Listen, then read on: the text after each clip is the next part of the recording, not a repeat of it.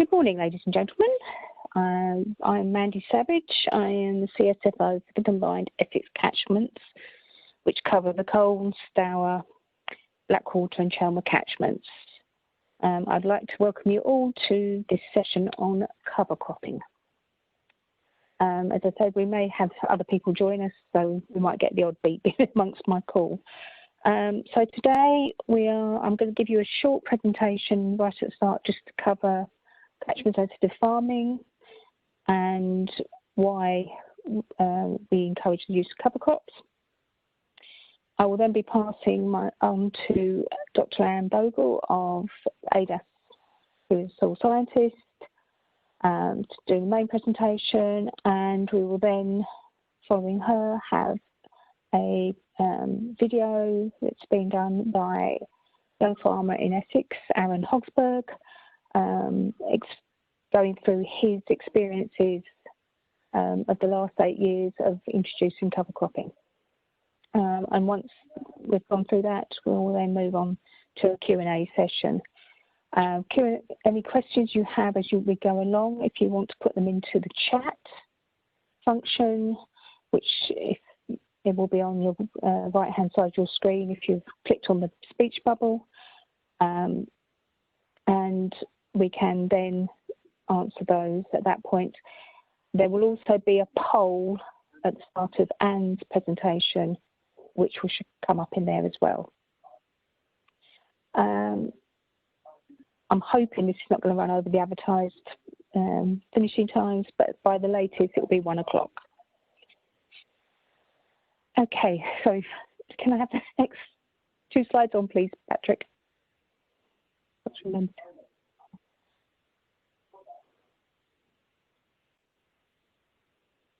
Thank you. So what is catchment sensitive farming?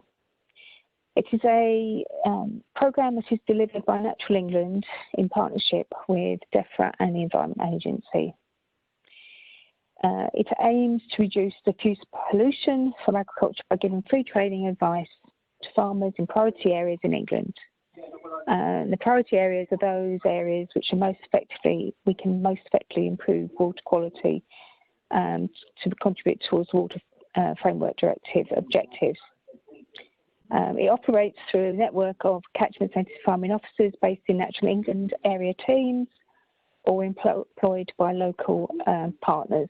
And that can be anything from national parks to contributions with EA, etc. The work is coordinated regionally and nationally by river basin coordinators. CSF also offers farm advice through a commissioned advisors, through a farm advice framework contract, and we'll cover a little bit of that later.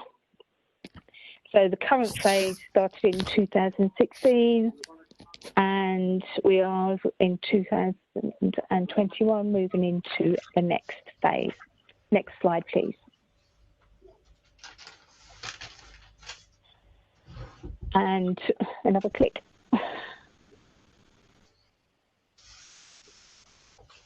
Okay, CSF uses evidence-based on research and models in the Defra user guide for diffuse water pollution from agriculture. We advise on farm practices and infrastructure changes to reduce the source of pollution, such as changing direction of operations on inclines, following contours, use of low pressure tyres of machinery, and use of cover crops, possibly washing down in fields to reduce soil taken onto the roads on the wheels. Next slide, please. Next click, please. We're then looking to break or slow the pathway for the pollutants. So in here we've put cross draining to a track, which will then divert the water from flowing down the track. We may also be looking at putting field grass strips in. Next click, please. And another. We then would look at protecting the receptor watercourse by putting things like grass strips in, buffering the watercourses, fencing along them where grazing animals are to stop the risk of erosion. I'm pleased to say that most of the recommendations from CSF are implemented by farmers. Can we put ourselves on mute? Anybody that's just joined us, please. I'm getting feedback. Next slide, please. Okay, this map shows where the high priority water areas are for the combined Essex catchment. So in red, and the yellow are the moderate areas. You can check out whether you are actually in the high priority water area by using Magic Maps. Next slide, please.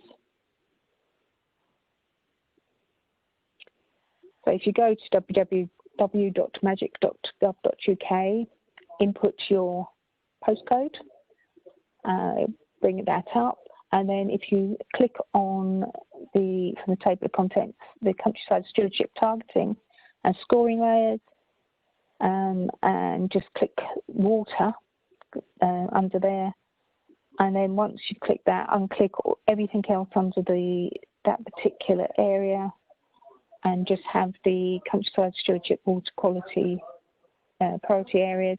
It will tell you then if you are actually within the high priority water area. Next slide, please.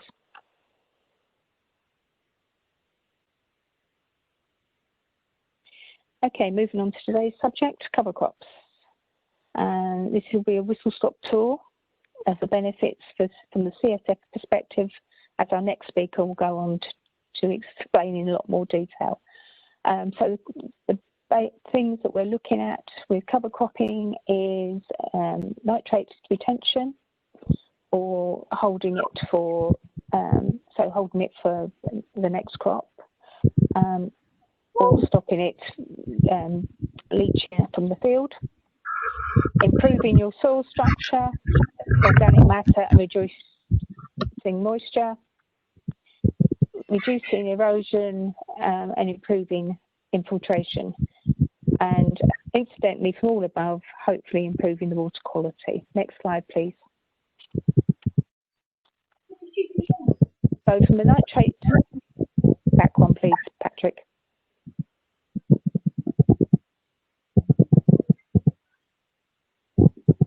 From the nitrate leaching point of view, cover crops on arable land help to mop up residual nitrogen in the soil, reducing the risk of nitrate leaching into water over the winter by an average of 43%.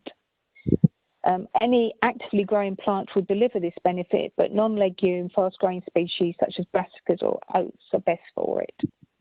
The nitrogen trapped by the cover crop is then retained in the cropping system to benefit the following cash crop. Soil improvement. The cover crop can provide a green manure, returning fresh organic material to the soil. Also, it will increase the soil biological activity, soil health and function. Cover crops can also benefit soil physically and biological characteristics, leading to better soil structure and potentially reducing your erosion. Next slide, please.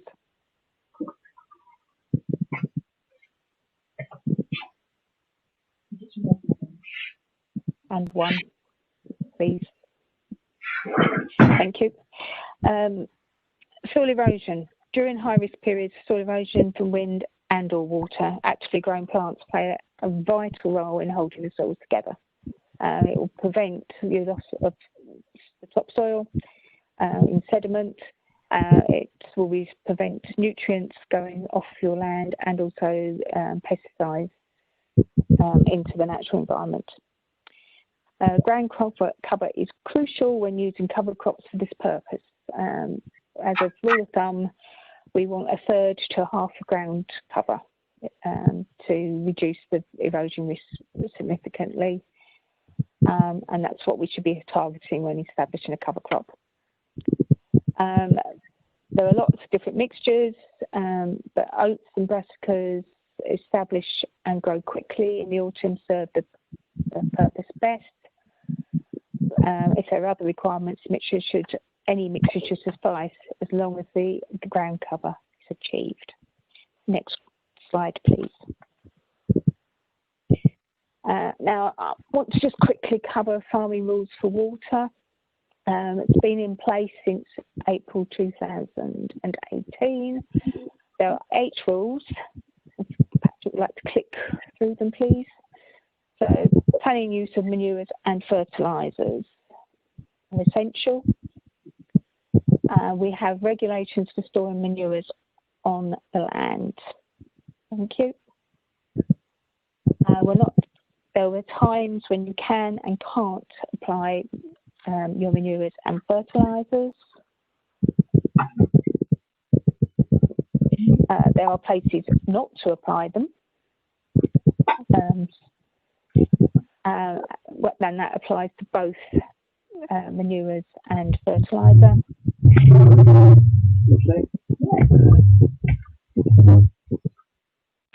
We need to take all reasonable measures to prevent soil erosion and runoff, and also protect against soil erosion from livestock, so therefore reducing poaching when livestock are on the land. And you need to be very careful about positioning of your livestock feeders and moving those around so they're not one area getting poached. All of the information around this is available on the gov.uk website. Everything I need to say is that the Environment Agency actually police these regulations. Next slide, please. As you remember from one of the first slides, I mentioned the farm advice contract. This above is just a selection of the visits available through that contract. And if anyone is interested or wants more information on any of these, please let me know by emailing or give me a call. And next slide, please. On those are my contact details if you need to get hold of me. Mobile is preferable at the moment, as obviously we're not all working from a office at the moment.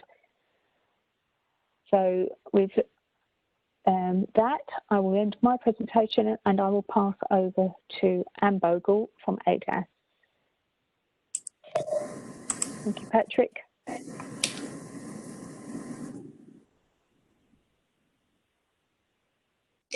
Good morning, everyone. Thank you, Mandi, for asking me to join you this morning. It's really good to be with you.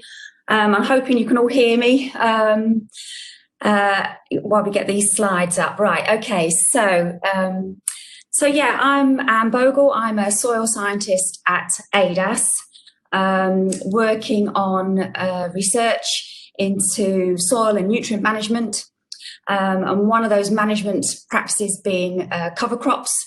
And I've been involved in a number of projects, both for AHDB and water companies, looking at the benefits and practical management of cover crops.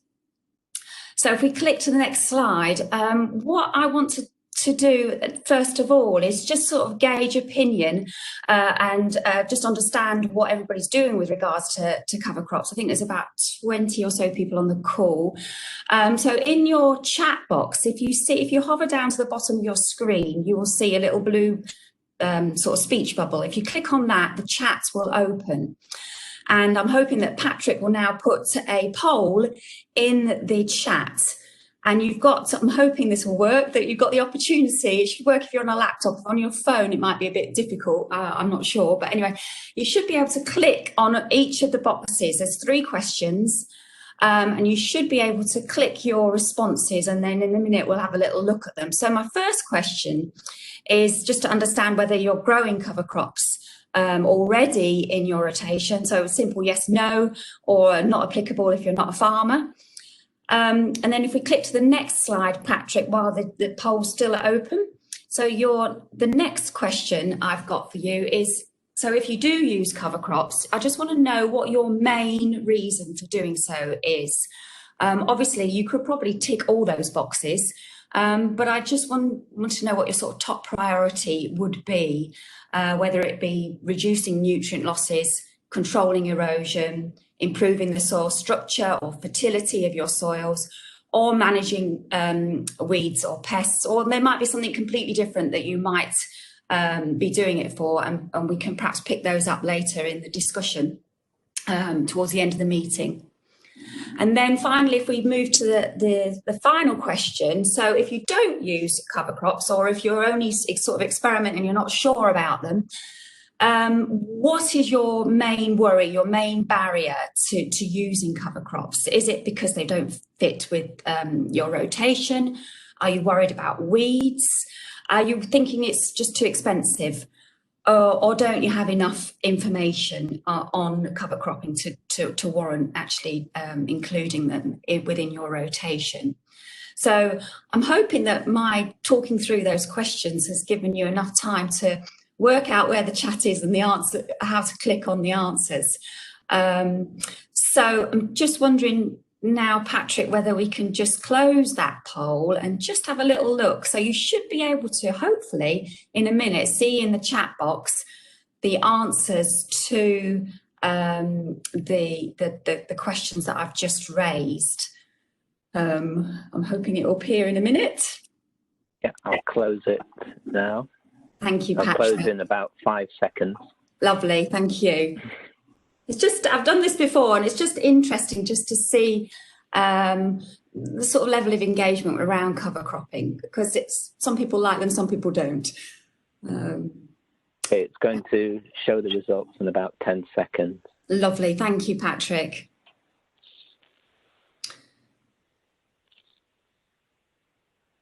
Fabulous.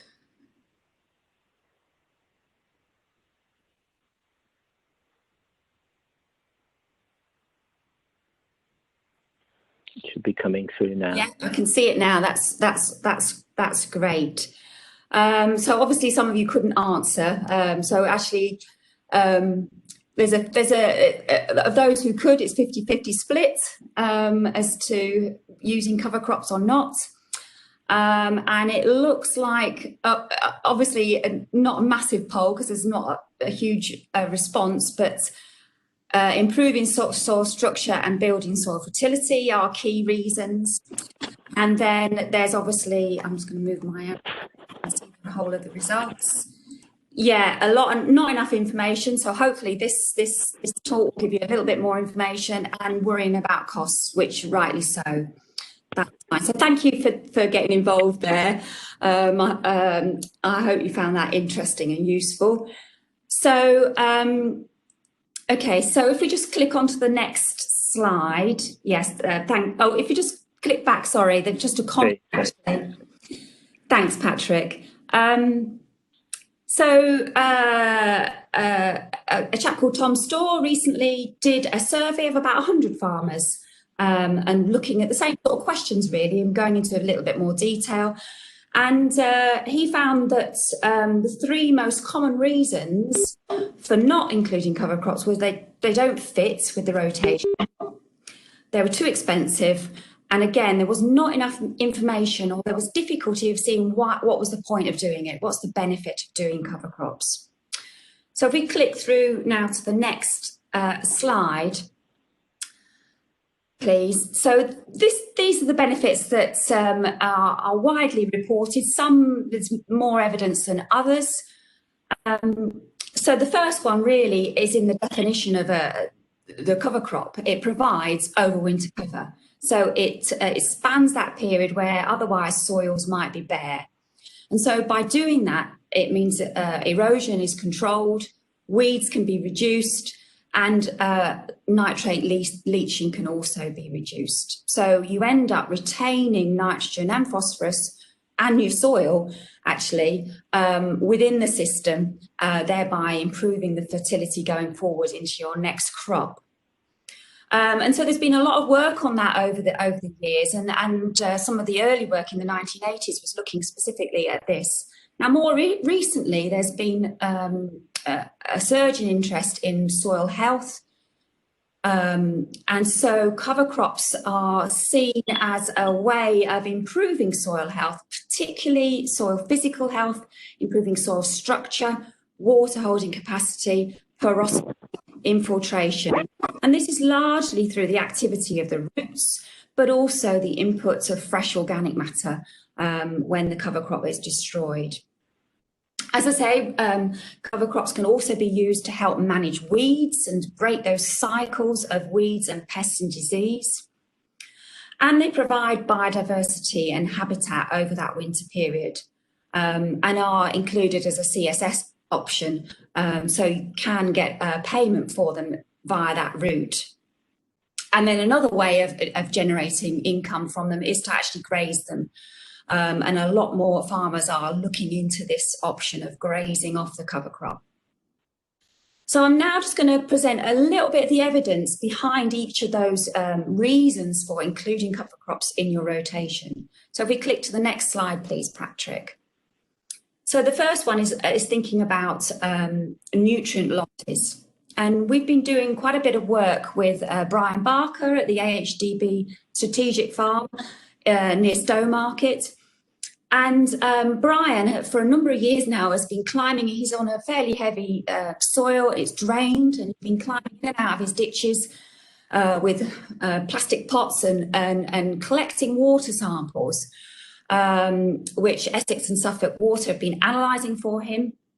And this is just the nitrate, the average nitrate concentrations he has seen just in one winter across a number of his fields. And it just demonstrates, I think, very clearly the benefit of having some sort of cover in place over the winter period.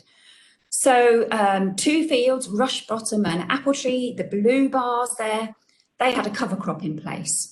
And shrubbery was in permanent pasture. So in the green, that was a grass. And you can see the concentrations in the water were way below that 50 milligram per litre limit, which is the nitrate drinking water limit.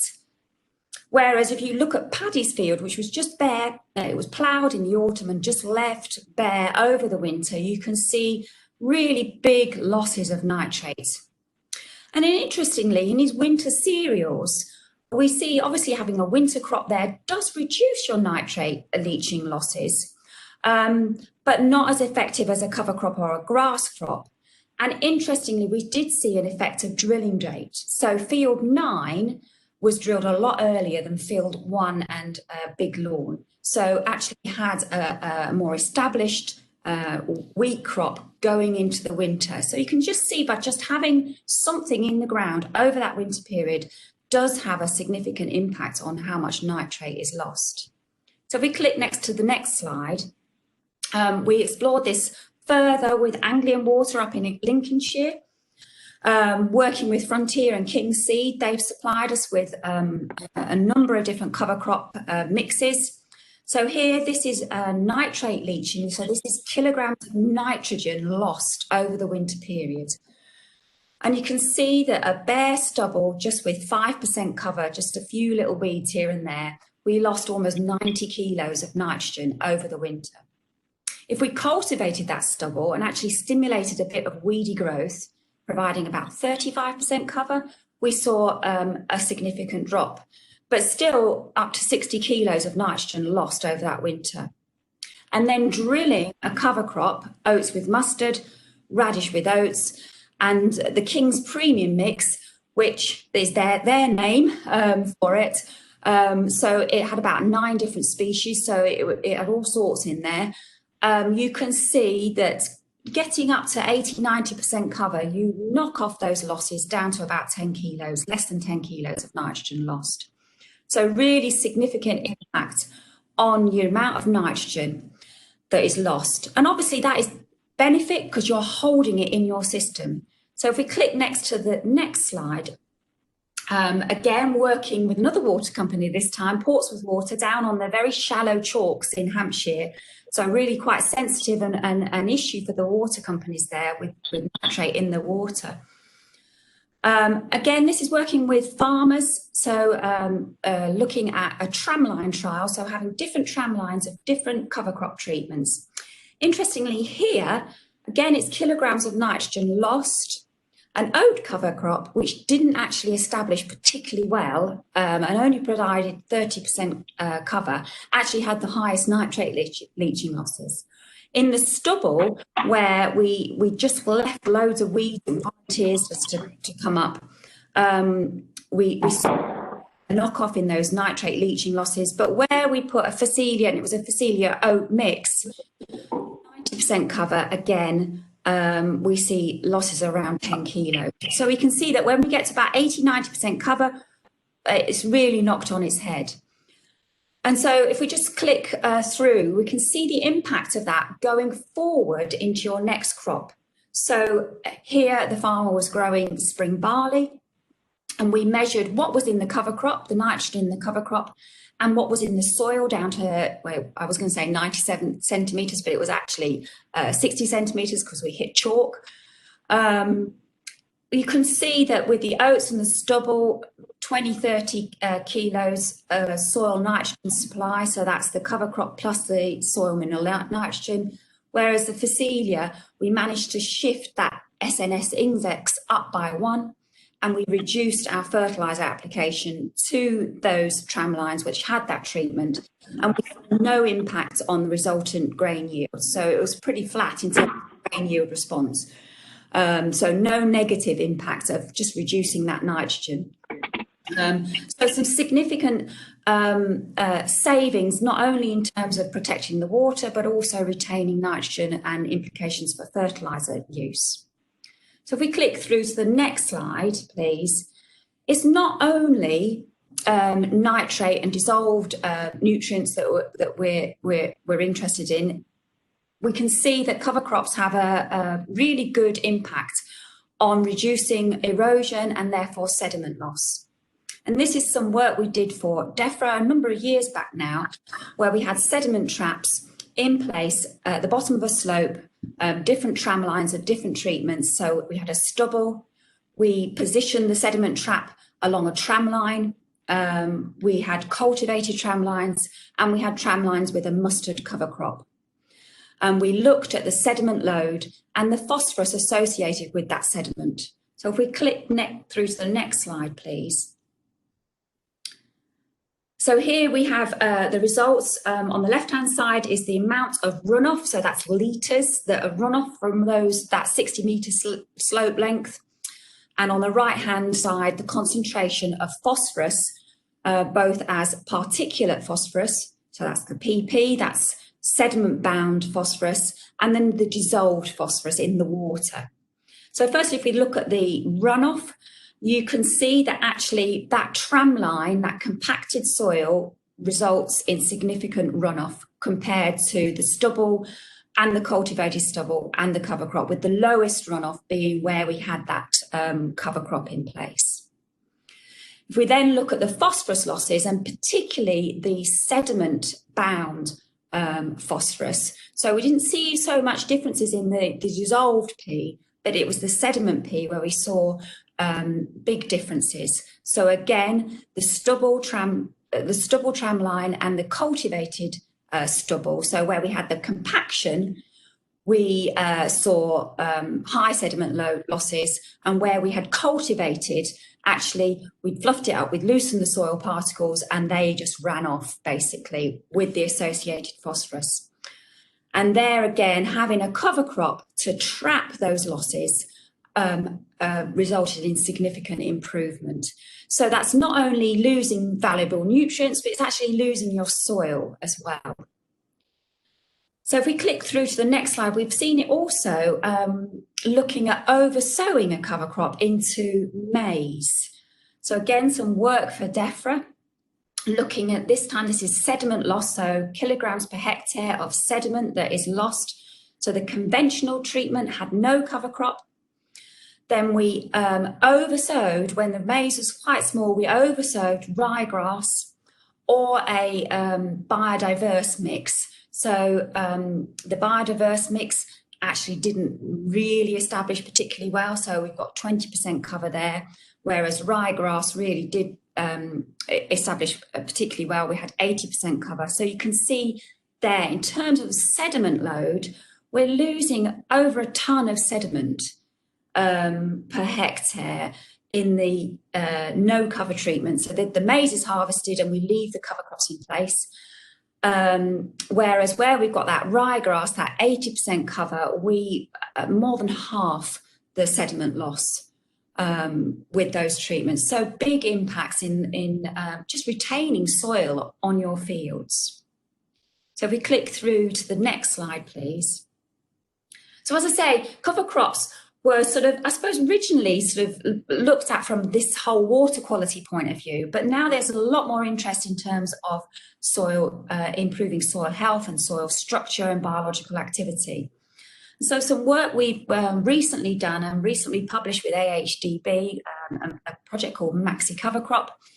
Again, working with farmers on farmers' fields as well as small plot experiments. We looked at the effect of cover cropping on various soil health properties. So this chart just shows the penetration resistance. So that's the resistance to an implement basically going in to depth. And this is working down with a farmer in Kent, establishing tram lines of different treatments. And he had a control with no cover crop, a simple mix, just an oats and clover mix, and then a 5-way species mix. So the red line and the yellow line or orange line are where we had a cover crop, and the blue is where we had no cover crop. And you can see that there was more resistance, so a higher resistance to the implement going in between about 10 and 20 centimetres depth where we had no cover crop. So those soils would have been harder to work.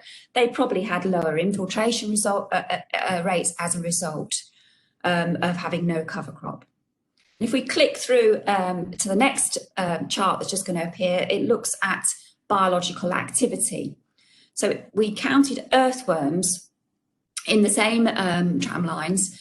Interestingly, we counted these not immediately after the cover crop had been in place, but the following winter. So the farmer had his cover crop, he had spring barley, and then we measured it when he had his winter wheat crop in. So in the spring of that winter wheat crop, so a year after the cover crop had been in place. And you can see that there was a significant increase in earthworm numbers with actually increasing diversity of the mix. So the control, no cover, mix 1 was 2 species, mix 3 was 5 species. So we can see that actually we're improving our biological activity, and that is staying in place a year after those cover crops have been in place. So if we click through to the next slide, please. And this is just a comment just about, my colleague was recently down at the Portsmouth water site this year where we were measuring nitrate leaching losses this year. And this is an oat cover crop. You can see it's pretty good oat cover crop, but the deer were liking it. So I couldn't resist putting this up, as he just sent me just the other day, just to show that it's not only deer, but all sorts of both insects, invertebrates and mammals, providing that overwinter habitat where often fields might be bare. So if we click through now to the next slide, so I'm hoping that I've just shown some evidence for the, can you click back, sorry, Patrick? No, I think we missed one. Yeah. Oh no, that's fine. That's fine. Yeah.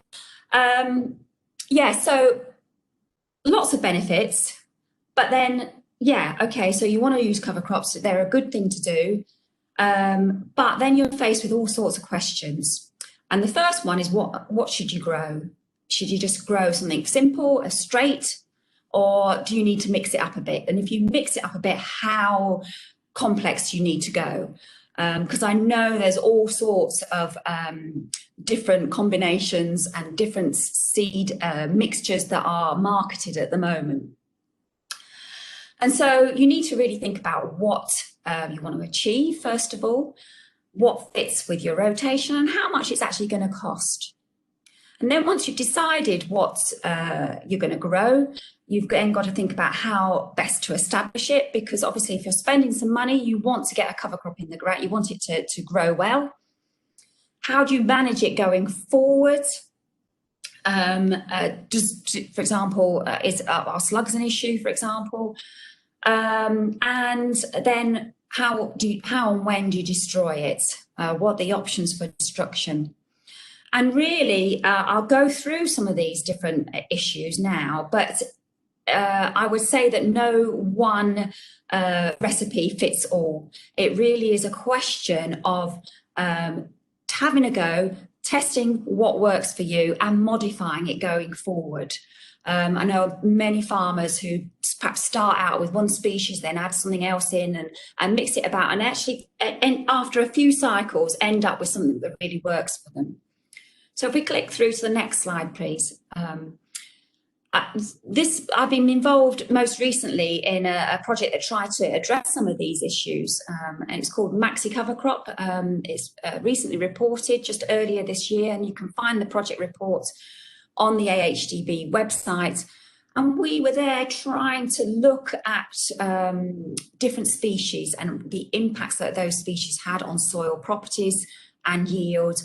And not only do small plot experimental work, but actually validate what we saw on working with farmers in the large scale. So if we click through, please.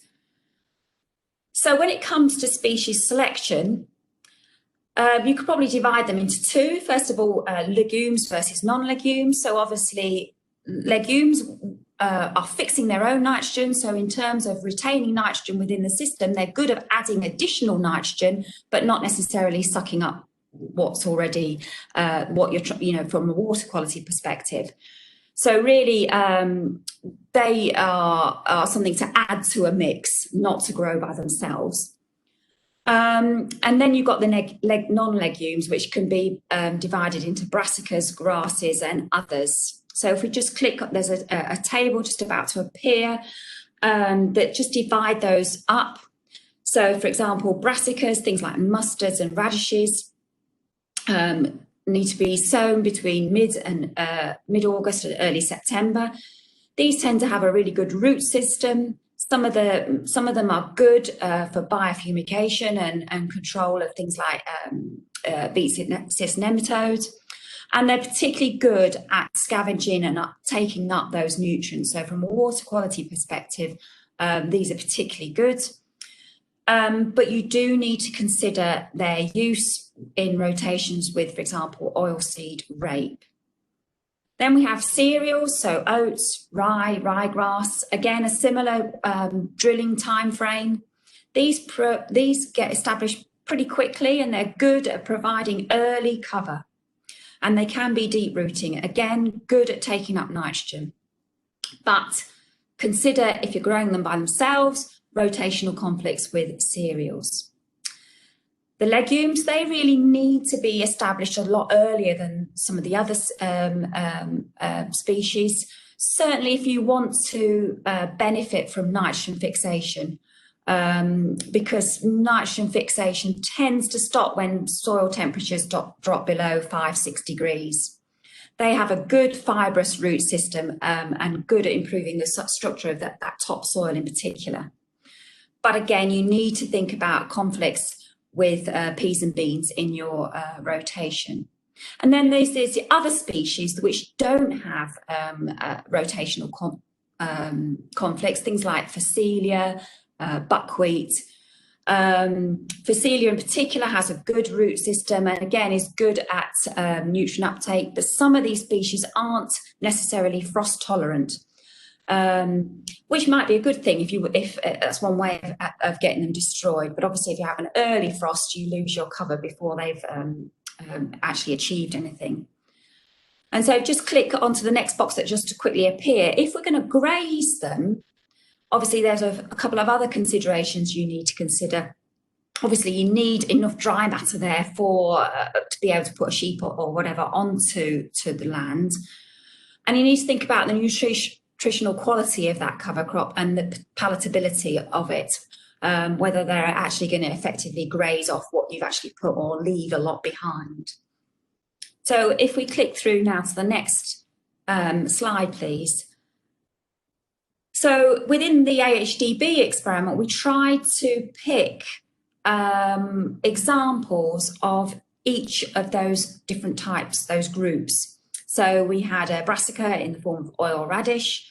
We had a couple of cereals, oats and rye, a couple of legumes, vetch and clover, and a couple of the other categories, so buckwheat and Phacelia. And then we mix them up in different combinations of increasing complexity. So we had a simple oats and clover mix, we had a 3-way mix, radish, Phacelia and buckwheat, and then a 5-way mix, which had basically was a combination of the mix 1 and 2. And we trialled the mixes out with farmers and the straights and the mixes in small plot experiments. So if we click through to the next slide, please. This just shows some of the cover crop performance that we got. And we did this, we had smaller plot experiments with 3 sites.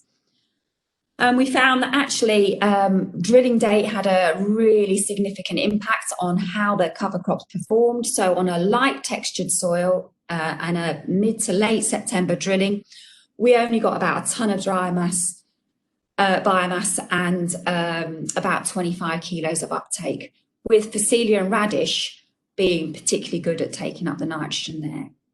On slightly heavier soils and a mid-August drilling date, we got up to 3.5 tonnes of dry matter and about 90 kilos of nitrogen captured or fixed. So at one site, we did see evidence of nitrogen fixation occurring with vetch and clover. And the chart at the bottom just shows an overview, so it's an average of those 3 sites worth of data, and just showing the sort of the oil radish, the Phacelia, the vetch, the clover, and the mixes containing those having the greatest nitrogen recovery. Buckwheat is very frost sensitive and will disappear at the first frost. And so actually growing it as a straight is actually a very expensive thing to do and not to be recommended. But it can be a useful component of a mix, particularly good at scavenging phosphorus. But I put this comment that we are uncertain as to when this anywhere between 50 and 90 kilos of nitrogen will be released, whether it is available for the following crop or whether it slowly comes out over the course of the rotation. If we click through to the next slide that just goes into this performance in a little bit more detail. This is not the Maxi cover crop, this is earlier work reviewing a whole load of different experiments and looking at nitrogen uptake by cover crops. We found that it was mainly influenced by the species you grew, the drilling date and the weather conditions, with actually the nitrogen status of the soil being not important. And certainly applying fertilizer or digestate or some sort of organic material to get the cover crop growing is not to be recommended really. And so we saw that nitrogen uptake here anywhere between 10 and 150. I'd probably say 150 is really pushing it. You're probably looking at 100 being a really good nitrogen uptake. And the table just shows the difference between a dry and wet autumn. Obviously, if conditions are dry and the cover crop doesn't get away particularly well, the potential for nitrogen uptake isn't so great. If we click through to the next slide, please. So it's not only above ground dry matter and biomass production and uptake that we're interested in, it's what happens below ground. And there's been increasing interest in what the roots are doing, how deep they're going, how wide they are, how they're perhaps potentially restructuring the soil. And this was something that we wanted to try and look at. So this chart is just looking at those straights and looking at the root length density. So that's the amount of root in a centimetre cubed of soil, if you can imagine it. Basically, it involves coring and then washing out the roots and then scanning the roots just to see how many roots we've got in a soil core going down to 60 centimetres. And you can see here that most of the rooting is in that top 10 centimetre depth of soil. But you can see clearly the effect that rye and Phacelia, the brown and the sort of blacky colour lines, they have got a really high concentration of roots in that topsoil, then followed by radish and the legumes, with obviously buckwheat and the control. So buckwheat had been frosted off really by the time we looked at this, and the control had quite a few weeds. So we had weeds on both those treatments. But you can see that the rooting drops off quite significantly as you go down through the depth. We looked at subsequent rooting in the spring crop because we wanted to try and see, was there a relationship between how much root we got in our cover crop with how much root we got in our spring barley? And unfortunately, we weren't able to pick up any particular relationship between the two. But this was just one little snapshot of a site where cover crops hadn't been grown before. So it'd be interesting to see a longer term effect of repeating these treatments. So if we click through to the next slide, please. As I say, rotational conflict is one of the key considerations, and we found that in the Maxi cover crop experiment. So the chart shows this sort of average yield we got of spring barley following those different cover crop treatments. And we saw where we had a straight of oats or rye, our yields were depressed. So having a single a cover crop of oat or rye and following it with a spring barley, but perhaps not to be recommended. We're not sure of why that is the case. It could be disease carryover, it could be nitrogen lockup. Interestingly, when we mixed the oats in a mixture, so mix 1 had the oats and mix 3 had the oats, we didn't see the effect. So actually bringing some other species into the mix is beneficial. So if you've got cereals in your rotation, actually you can include a cereal in your cover crop, but perhaps put something else with it. Likewise, mustards and radishes with oilseed rape, and legumes with pulses and legumes in your rotations, peas and beans, can be an issue from disease point of view. So if we click onto the next slide, so just a brief comment about mixtures. As you can see, having a mixture can be beneficial because it controls your risk, not only from a point of view of impacts on the subsequent crop, as we've just seen, but just in case one species doesn't grow particularly well, you've got another one that can grow on. And as I say, there is evidence that you can get multiple benefits. So you can get some soil structural improvement whilst also fixing nitrogen, for example. And it's been shown that actually when you mix a cereal with a legume, that can actually promote the legume to fix a bit more nitrogen than it would do if it was grown by itself. But obviously it adds costs, and I certainly wouldn't be recommending mixing up some of these multiple mixes that you get. It's just a simple mixture, 2, 3, 4 species is probably all you need to do, because it does add that cost, and it can be a bit more complicated potentially with trying to drill different seed sizes and getting an even mixture across your field. So if we click through to the next slide, please. So hopefully we've chosen our cover crop species to grow.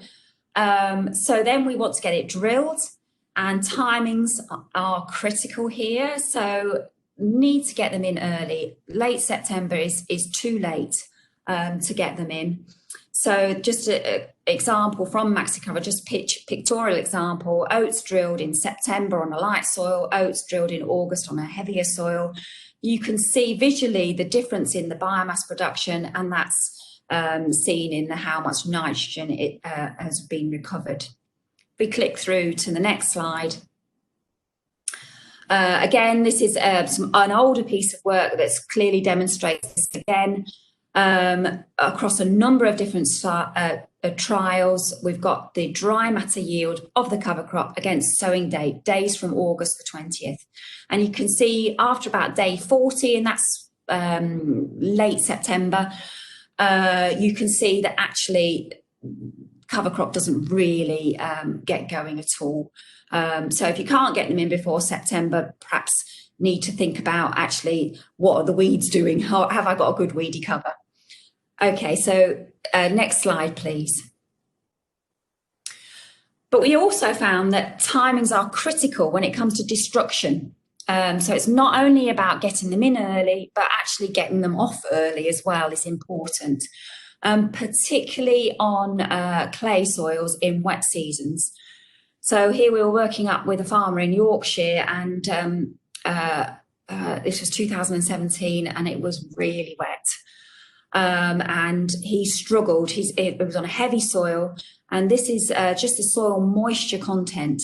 If we just focus on that topsoil, the 0 to 30 centimetres, you can see that where we had cover crop, we had surprisingly higher moisture content. You would think that the cover crop would dry out the soil, but actually we found that immediately at destruction, if you've got a high biomass, it stops that surface evaporation.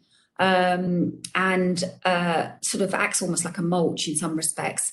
And so we had a wet soil. Now the farmer there, he was late getting the cover crop out. He ended up having to turn his site around within the week. And if we click through, we see that actually his spring beans that he put in did not like that at all, did not like the fact that he got a wet mulchy mess almost, where he had the cover crop in place. So this is just the looking at establishment. This is looking at the rooting actually of the bean crop. We can see that it didn't establish particularly well, and he saw almost half a tonne yield decline as a result of having that cover crop in place. Obviously here it would have been beneficial to try and destroy the cover crop 4-6 weeks ahead of getting his next crop in, to allow for soil drying, for allow that cover crop to break down. So if you click through to the next slide, please. So thinking a bit about cover crop destruction a little bit more, obviously glyphosate is the most common destruction method, but there obviously is concern going forward about whether you're going to have that within your arsenal going forward. And so there are alternatives that are being tried. The research, there is less research on this. So I'm afraid I'm not going to be able to tell you which one is the best, but you can flail it, you can crimp it, you can squash it, you can disc it in, you can graze it. And obviously the concern here and what we want to think about is what is the impact on the quality of your seed bed going forward? How does that affect the nitrogen release? What impact does it have on weeds? Do you get regrowth? And what about pests and pathogens? And is it dependent on weather conditions? So for some of these, you really need to be squashing and rolling them when it's frosty. So what happens if we don't get a frost? If we just click through, there was a innovative farmers field lab in 2019 looking at that across different farmers' fields, really looking at sort of anecdotal evidence and just taking measurements of yield, and actually saw here there was various, all the techniques that I've just described were tried out by different farmers. Not everyone compared everything, but the general conclusion was there was no negative impact on yields by using these different methods. In some cases, glyphosate still had to be used. So it wasn't seen to be a replacement for glyphosate, but it did reduce the amount that had to be used, perhaps just to one spray rather than a couple of sprays maybe. And we are actually now working with innovative farmers again, looking at grazing of cover crops. So we're working with 3 farmers. In fact, my colleague is just out on site now assessing with G's growers the effect of grazing a mustard crop. Just completed the grazing, and we're weighing the sheep on and off to see how it impacts sheep performance, but we're also looking at effects on soil mineral nitrogen, soil nitrogen supply, and soil structure. Obviously here thinking about what effect does trampling have on your soils. So I've got no recommendation, but just to say, hold your horses, we are looking at this, to aware that glyphosate we want to try and reduce the use of glyphosate. So if we click through now to the next slide, please. That just, I really want to talk about what effect it has on yields. And just to add almost like a note of caution, the impacts on yields are variable. So working with the 3 farmers in the Maxi cover crop study, we saw down in Kent, we saw a positive yield response. In Yorkshire, that bean crop, a negative yield response. And in Huntingdon, we saw no change. So examples of nothing happening, a negative effect and positive effect. So this is just working with cover crops being done the once for the first time. So there is evidence that actually if you repeat the cycles, you gradually build up that improvement in your soil, and you do over the long term see a benefit. And certainly this is growing beans and barley. Certainly with some of the root crops, higher yield responses have been reported. So potatoes and sugar beet rotations of having a cover crop in place. If we click through to the next slide, please.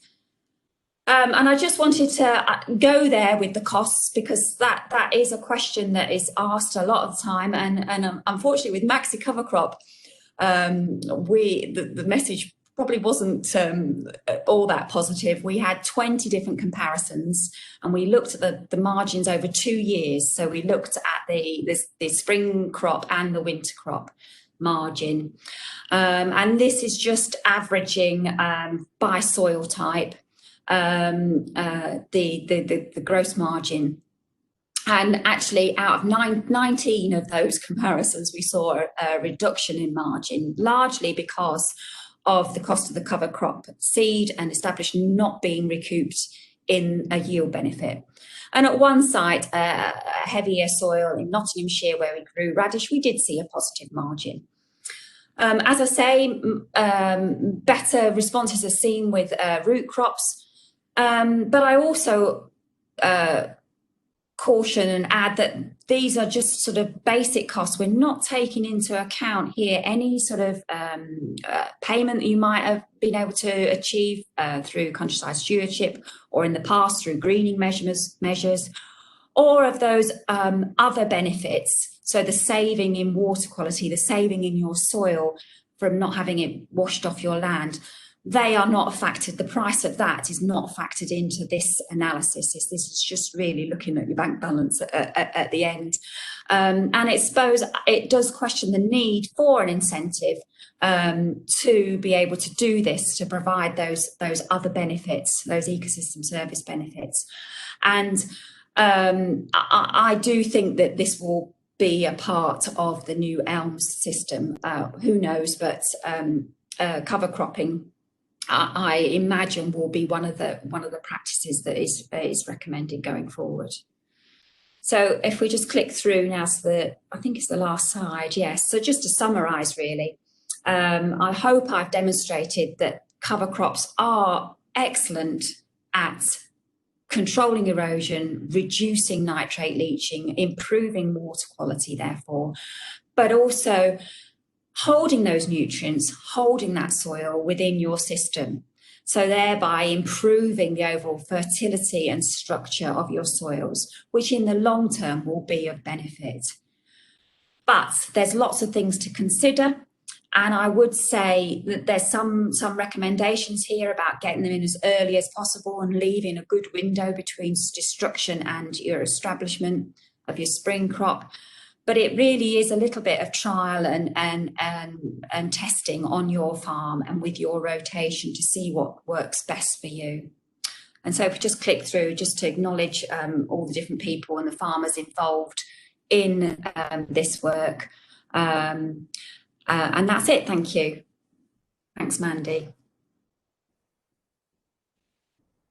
Thank you, Anne. Very interesting presentation. Okay, we're now going to move on to a video that a Essex farmer based out on Essex-Suffolk borders has made. He's been experimenting with cover cropping for about the last 8 years. Hi there, I'm Aaron Hogsberg and I'm the youngest partner of Hogsberg Farms, and my parents are the other 2 partners. We've been farming here, I'm the 3rd generation, and a lot of the land's tenanted, and it's about 250 hectares we farm here, and it's all arable based. We do have some grassland and we used to have a few beef cattle, but we no longer have our own cows on the farm. We do run a small sheep flock, which is run by one of my friends, which they now graze on the grass and some overwinter cover crops. But we're arable farming here, and we've got sugar beet, oilseed rape, winter barley, winter wheat, a few fields of spring wheat and spring barley. We've been using cover crops now for about 8 years now. Catch crops as well. Catch crops was the main sort of starting point really. We sort of went into drilling straight mustard behind the combine, which gave us that instant cover, and also it's quite quick growing. However, we sort of found it's a bit of a monocrop and only really brings organic matter to the party in terms of green manure, which, you know, yes, it's good, but with a mix you tend to get a better variety of cover, a different variety of beneficials that come into the catch crops and help with various other things when you're trying to grow your cash crop. We've been growing overwinter cover crops for sheep grazing, as well as just keeping the soil stable over winter, instead of leaving vast areas of brown sort of ploughed fields for over winter for sugar beet. We've been growing cover crops instead, and using strip tillage to help us with this. The main driving factor of starting off the cover crops was, you know, we felt that we were losing topsoil. The ground was getting harder to break in the autumn. You know, in terms of cultivations, things weren't working as well as they used to. You have to rely on the weather more than just putting another cultivator through the ground. By using the catch crops and the cover crops, it puts root material into the ground. The top green material tends to break down and create sort of that friable tilth on the surface when you either spray off the cover crop or graze them down. It makes that top bit quite nice to work without all the diesel and metal going through the ground. Behind me is a overwinter cover crop that's going into sugar beet. Now, this particular field here, it's 2.5 hectares, and it's used for overwinter cover crop trial for the last 5 years now. It's in its 5th year, the trial, and we have 14 different mixes in this field, starting back at the top near the road and then working its way down in 12-metre plots down the field of various different mixes.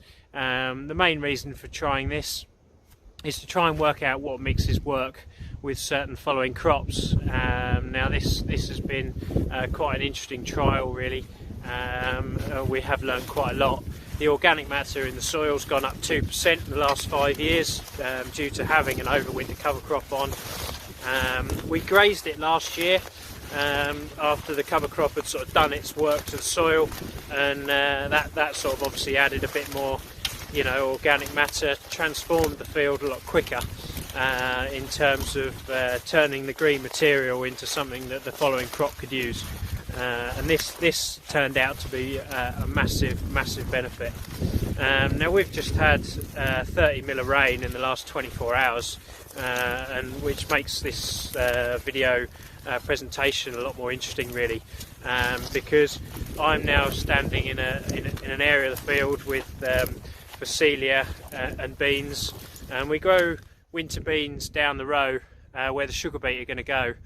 and this basically means that where the strip till machine's been through the ground, it keeps the soil stable, stops it in the row where the sugar beet are going to go. And this basically means that where the strip till machine's been through the ground, it keeps the soil stable, stops it destabilising over winter, stops it slumping, keeps the area where the beet are going to grow nice and loose. I'm just going to turn the camera around and hold briefly and show you the sort of soil we're dealing with here. And it's, you know, it's nice and friable. I mean, like I say, we've had an inch of rain, 30 mil of rain in the last 24 hours, so the top surface is a bit wet. But just inside, just inside there, you know, it's nice and friable. And this ground wouldn't be like this if we'd have put a cultivator through it and just left it bare all winter. And this soil type here tends to destabilise if you leave it bare. It'll go hard in the spring, and then it'll, I'm just trying to turn the camera. Yeah, so it'll go hard in the spring and it makes it harder to work. It tends to dry on the surface, and then you're having to sort of break through it with a cultivator, and then it can be wet inside. Whereas this allows the surface to you know, dry out and break down. I mean, I can even pick up clods that are on the surface here. You know, this clod here that's on the surface, it's taken that rain and it just breaks, it just falls to pieces. It doesn't turn to mud. It's a sandy loam here, really, to be fair. It's a light soil. However, it will still turn to mud after 30 mil of rain if you don't look after it. This cover crop here that I'm walking in now, it's due to be sprayed off anytime soon. It's done its job. You know, we should be spraying this off before Christmas. We have a slight concern with a green bridge with the aphids now with sugar beet, and we'll be getting on here hopefully next week if we can. Actually, there's an interesting piece here. I've got a what we call a dacron radish, which if you buy them in the supermarket, they're called mooli, and you can eat these radish. And this particular one is storing a lot of nutrients in there, and we've got these in the mix. There's not a massive amount in the mix, but having a few in the mix means that's going to store nutrients, and that long taproot there is going to do the drainage for us along with the worms. And as you can see, this soil here around that radish is just friable. You know, it's taken that rain, and it wouldn't be like that if we hadn't have done the catch crop. The other bonus with the catch crops and the cover crops is weed suppression, blackgrass mainly. I was spraying the other day and had a block coulter on the drill when we drilled the catch crop, and where that block coulter was, it was just full of weeds and blackgrass. Everywhere where the cover crop was nice and thick, it had really done a good job of suppressing weeds, which, you know, is great because a lot of people have just used several cultivations to do this work, and we haven't had to, so we haven't had to burn diesel. Slightly better for the environment, we'd like to think, and all round better for us because we're not out on the tractors all the time. Now, just walking in our rape field here. So in this rape field there's 17 hectares here. This was drilled with a strip till, placed fertiliser down behind the leg, and we also drilled a companion crop in here of linseed, buckwheat, phacelia and sunflowers. Now the sunflowers we probably didn't put enough in. Now the sunflowers play an interesting part really because they attract some beneficial insects that can help the rape in later stages. When the rape starts to come into flower, there can be some beneficial insects in there that can mean we don't have to spray for pollen beetles potentially, and seed weevil. So all round on here, with the buckwheat has died due to the frost, which, and to be honest, it had matured anyway. Whether the seed's been made viable or not, I don't know. We shall wait and see. but the companion crops in there to prevent us having to put an insecticide on at early stages of the rape growth for cabbage stem flea beetle. This has been very successful. This year has been an easy year for establishing rape, especially around these areas, and we've been really pleased with how, you know, the linseed, the buckwheat has sort of protected the rape in the early stages, and we've got very, very little cabbage stem flea beetle in the rape, pigeons and everything else. The soil in here is very much the same as it was the other side of the track, but again, drilled with a strip till, it leaves the stubble behind, and it keeps the ground stable. You know, I'm walking on here, my boots aren't muddy at all, and it's easy going, even after 30 mil of rain. It's just started to rain again now, and it, you know, this system's been able to allow us to travel on the ground earlier, more often if needed, in terms of spraying and fertiliser application. We don't make a mess. We don't have water running down tram lines. And I'm walking in the headland tram line now, as you can see behind me. Yeah, yes, it's brown because it's been through the sprayer just recently, but there's not loads of water flooding down here, and there's no water sat in the field between the rows of rape. You know, it's soaked in. It's taken that 30 mil of rain, and it's done a really, really good job. When we first started off, we were concerned about a yield drop with this no-till system. Now we did get a slight yield drop, and I think you've got to expect it, really. You know, you're not moving the ground, you're not mineralising nutrients and stuff like that. So yes, there's a yield drop, but on this farm we struggle with yield in terms of drought tolerance, because we don't tend to get the rain here. He says after getting 30 mil of rain 24 hours, but we don't tend to get the rainfall here, and in the spring things will drought off. This field that's rape here behind me tends to drought off quite a lot in the spring, and that makes yield suffer. So by going down the no-till route, not disturbing the soil, we're not losing moisture. The soil becomes more resilient to hold nutrients and water, so it's able to keep the crop more alive. One of the first years we did it on some of the real light land, we really noticed the difference with moisture retention in the spring. Normally we get crops that are about a foot tall, they don't tiller out. Now the crop's even across the field. We don't get those areas of thin patches and low yielding bits, and we're putting on the inputs and not getting the return. And you know, with this system, it seems that we can hold on to that water, and they hold their own during the drought period. Sorry, I'm out of breath. I don't do this walking very often. Right, so here I'm stood in a wheat field. So this is a first wheat, well, a 1.5 wheat if you like, behind spring barley following sugar beet. Sugar beet came off, and again it was strip tilled for sugar beet, so we didn't make a mess in the harvest. And this was last harvest, sugar beet season, which was wet and horrible.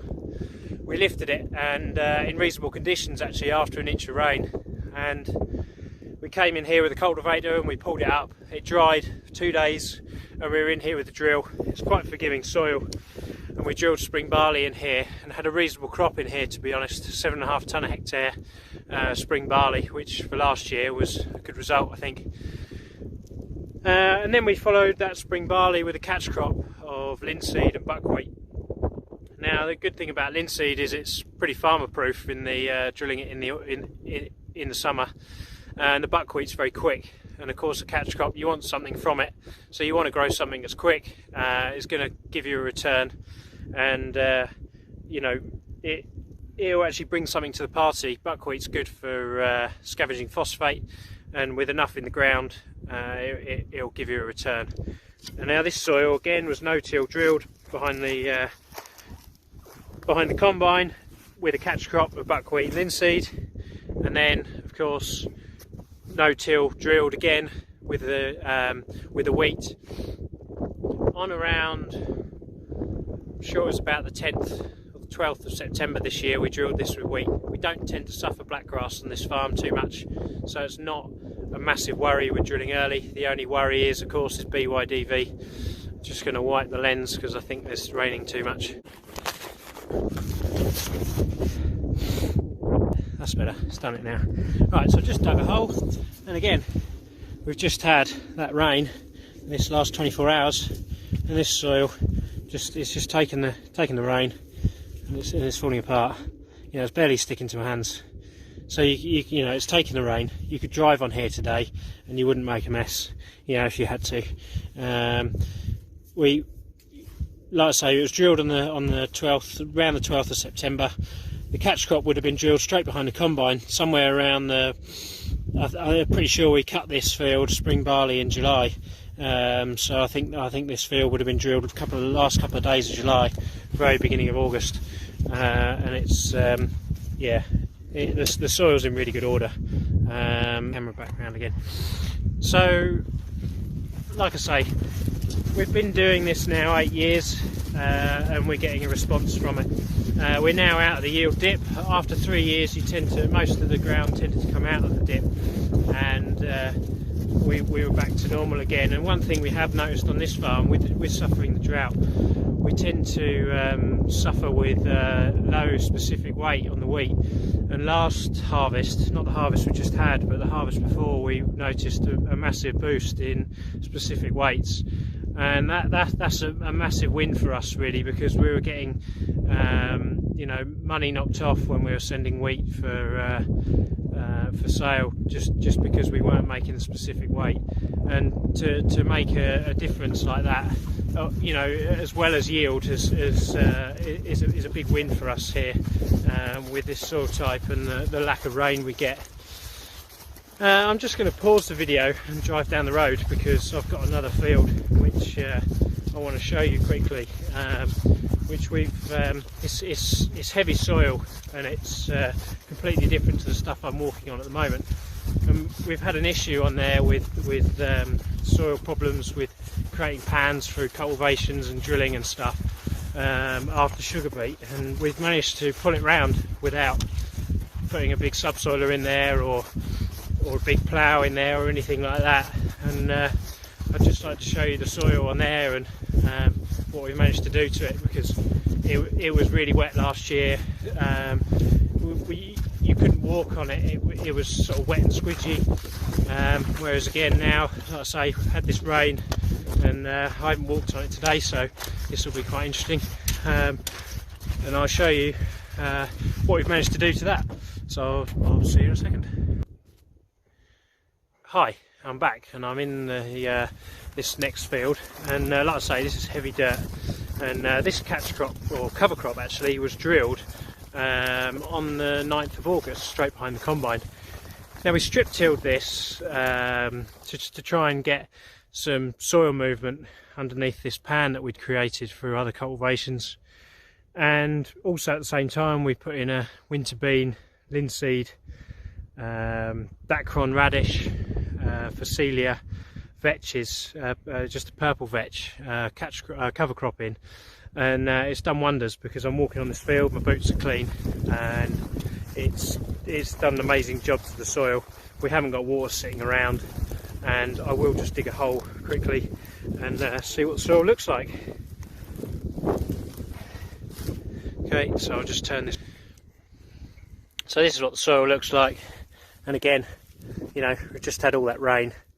Yes, you can see it's heavier, you know, it's a bit more doughy, but however, these roots in the surface are able to make this ground just fall apart. And yeah, it's full of water, it's holding it, it's not run off the surface, it sticks to my fingers, but that surface tilth that you would get if that was dry is there, and that we wouldn't get if we'd have left this brown over winter, having ploughed it. It would just be mud right now, and I wouldn't be walking on it. I'm just going to turn the camera back round so that you can see me, if I can go. Yeah, so this sort of concludes really. I'm pretty much done. So we tend to drill our cover crops and catch crops straight behind the combine, as quickly as we can. We do stop growing catch crops after the 15th of August, just because I don't have enough time to really bring anything to the party before we then turn around and drill an autumn crop. The cover crops we continue to drill because obviously they're in for a lot longer, and we tend to either spray them off pre-Christmas, or if they're for grazing then we'll graze them somewhere around Christmas, January time, and then we're able to get on with the drill usually straight behind the sheep, which is we also involve the CSS on this farm. We've got quite a lot of winter bird food areas, and the nectar mixes, the pollen mixes, which we use quite a lot. We used to have them into ELS, and they were sort of grass strips. Now they're all used as to flowers or the winter bird food. And we do winter buffer feed as well, the little small birds over winter. I hope this video has been useful. I've quite enjoyed doing it actually. I might do a few